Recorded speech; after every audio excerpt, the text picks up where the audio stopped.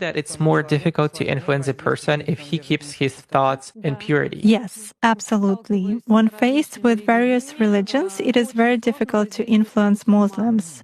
They are in a constant connection with the egregore. They do namaz every day and read prayers on a daily basis.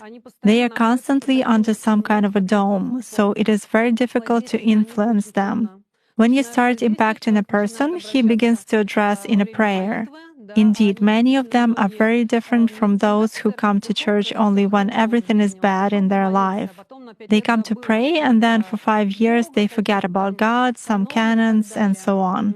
Muslims, as a rule, passionately believe and passionately give energy to their egregore, and this egregore protects them very well. That's why it is very difficult to work to make any kind of influence on a true Muslim believer.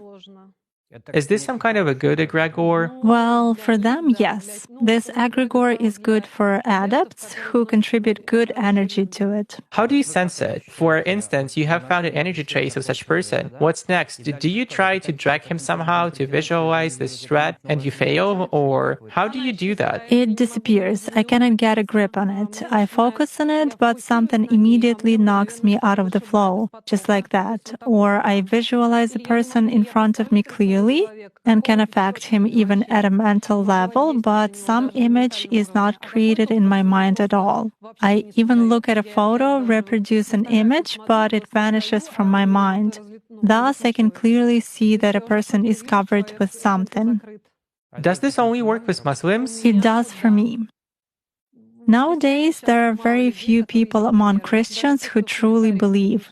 Even those who write in their comments that God is in the soul, that they are all faithful believers, but in reality they are not. Even most often they write that all this is a sin, but then ask in a private message how to make a rubbing spell. Such cases also happen. A rubbing spell? A rubbing spell. What is it? It means